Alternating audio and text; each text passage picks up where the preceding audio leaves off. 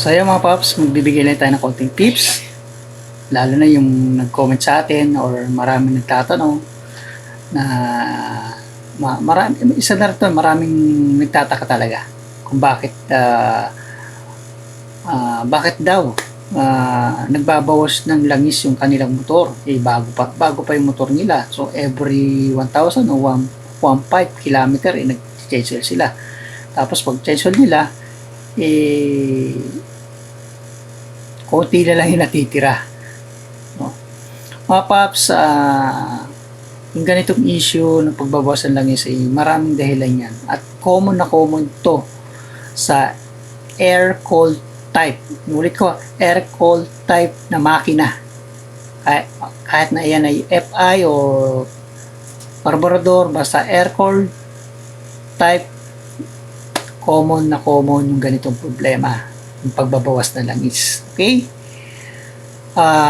Ganito mga paps.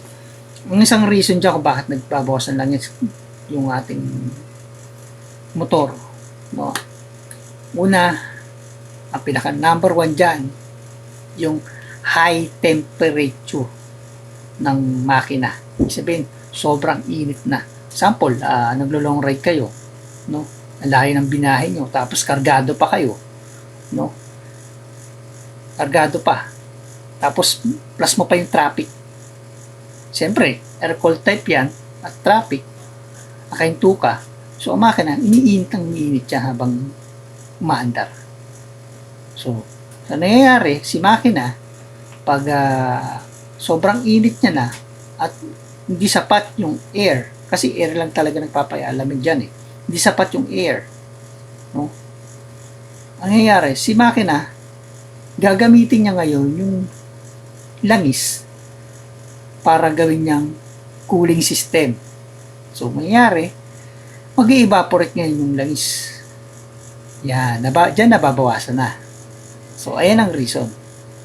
Nag-i-evaporate yung langis na. Lalo kung ang langis yung gamit nyo ay manipis na langis, yung mababang viscosity. No?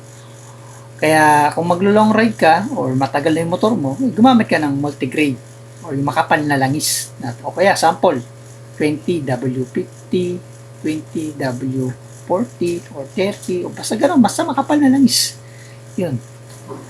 Pero sabi ko nga sa inyo, kung ano yung recommended, kunyari may manual naman, sundan nyo kung ano yung langis na nakalagay doon. Ako naman, hindi naman ako tumitingin sa langis eh. Importante dito yung regular na pag-change oil. No, regular na pag-change oil, regular na pag-check ng engine oil level. Lalo na kung ang motor mo ay air-cold, dapat laging chine-check yung engine level. Hindi katwiran yung, kaka-change oil ko lang eh.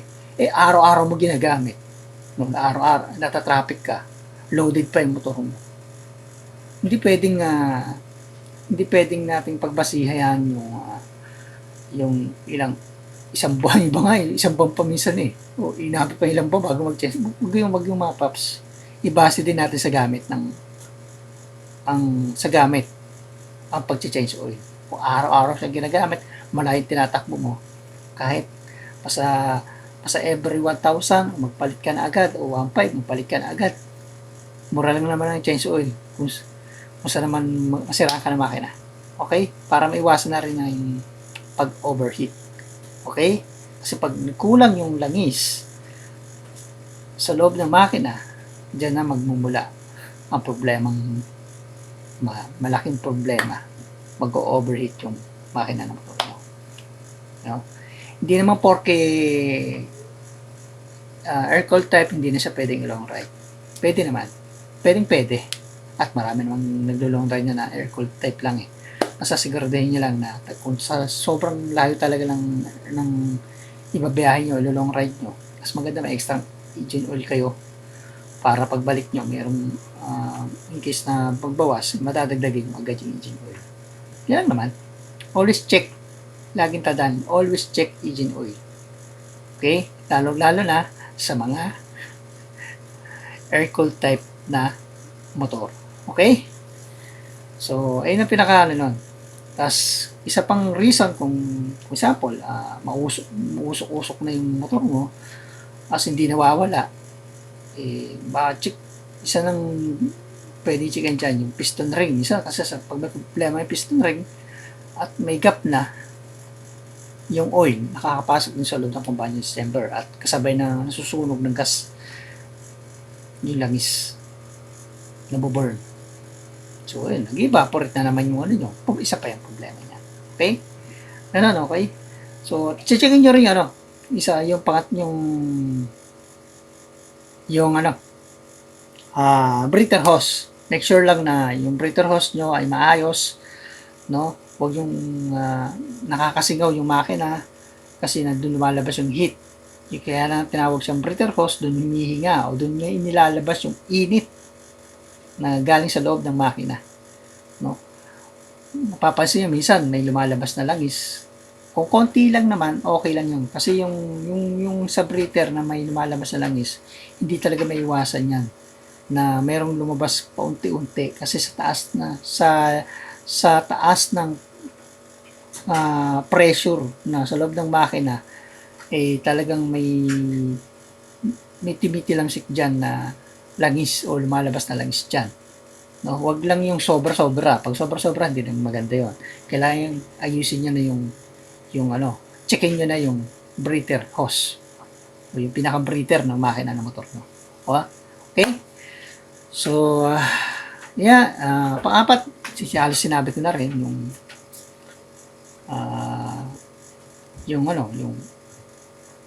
paggamit ng tamang langis, no? Mas recommended yung makapal na langis kumpara sa lalo na sa mga air-cooled type. Okay? Yun lang naman. Tapos, siyempre, pag may problema na rin yung oil seal, no? Siyempre, mauusok yun. So, yun, kakaroon na rin ng evaporation ng langis. Gawa na yung langis na nakakapasok doon. Pag sira ng oil seal, nakakapasok na rin yung langis doon sa loob ng combustion chamber. At nag-evaporate na naman yung langis ng makina ng motor mo. Okay? So, ang solution dito para mabawasan yung pagbabawas ng langis ng motor nyo, sabi ko nga sa inyo, common na issue to sa air-cooled type na makina. Ang the best talaga dito yung tamang langis, no? Mas recommended yung makakapal na langis kasi yung makapal na langis hindi madaling mag-evaporate kumpara sa mga maninipis na langis. Mas madali siyang mag-evaporate, no?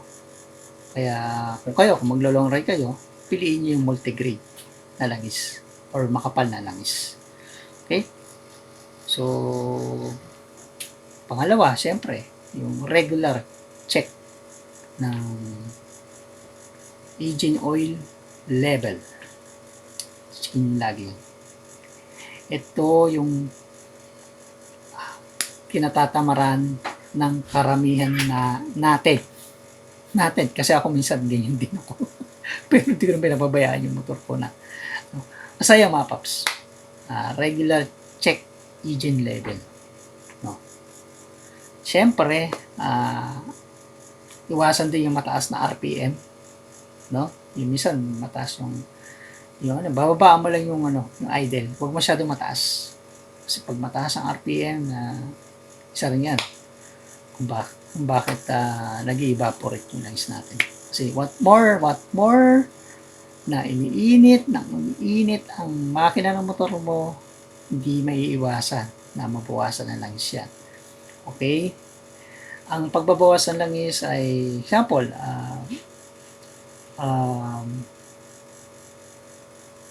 nagkarga ka ng 800 ml or 1 liter. 800 ml. Nabawasan na lang siya ng 50 or 150 ml. Okay lang yun. Kung 1 liter naman, mabawasan siya ng 50 ml or 150 ml. Okay lang din yun. Huwag lang yung 50% or 60% na nababawasan yung langis ng motor mo. Okay? Inuulit ko, yung mga para maiwasan yung ganung problema, regular na pag-check ng engine oil level. Okay? Yung pagbabawas ng langis ay common na common yan sa air cooled type. Hindi yan maiiwasan, mga paps. Hindi yan maiiwasan. Okay? Ang solution, regular pag-change oil. Kung kailangan bumababa na yung level, palitan nyo na o bantuan nyo na agad yung langis. O, huwag nyo nang hintahin pa na umunti pa ng umunti yung langis sa loob ng makina ng motor nyo sa huli ang pagsisisi na nasisira ang ma-overheat yung makina ng motor nyo. Diyan, kakaroon kayo ng malaking gastos dyan. Mahal magpaayos ng makina ng motor o parang mag-change oil kayo. Okay? So, ilang naman ang solusyon dyan, mga paps. Wala nang ano eh. Kasi, di na talaga ano yan eh. Baga, ano na yan eh. Kasama na yan sa, ano, siyempre, walang cooling system, walang extra cooling system eh. So, ang air cooled kasi, asa lang yan sa hangin. Kaya tinawag air cooled eh. At sa langis ng makina. No? Kapag hindi kasi sapat yung nahinto ka, na-traffic ka, siyempre umiinit yung makina mo, tumatakbo. Hindi, nakahinto ka, maandar yung makina mo, siyempre umiinit yun. So, nangyayari, si makina, gagawa siya ng paraan para hindi siya mag-overheat. Yung langis mong gagamitin niya para maging cooling system niya. Ganun yung mga paps. Kaya, huwag na kayo magtaka kung mabawasan yung langis ng motor nyo, lalo na kung air cooled type. Okay? So, lagi ang solution dyan, regular na pag-change oil, regular na pag-check ng engine oil level. Yun lang, mga paps. Tinan natin 100% solution yan. Ang pinaka-solution, regular na pag-change oil, regular na pag-check ng engine oil level. Kung mababa na ang langis, kargahan nyo na, bantuan nyo na, or kaya change oil nyo na panibago, ganun lang. Para maiwasan ang pagkasira ng mga motor mo. Yun lang mga paps, parang din ako mabibidyo sa haba na to. Pasensya na kayo, kailangan kong ipaliwanag kung ano man ang kung kulang man yung mga sinabi ko at meron kayong idea, i-comment nyo dito sa video para please makatulong din tayo sa iba. Kung mayroon kayong idea hindi ko nasabi, comment nyo para mas makatulong tayo sa iba. Yan lang hindi ko na sinasabing nasabi ko lahat. So maaaring may mga reason pang iba yan. Kaya sinasabi ko, i-comment nyo kung mayroong idea para makatulong tayo sa iba. Okay? Yan lang, bye-bye. Peace out. Sana nakatulong.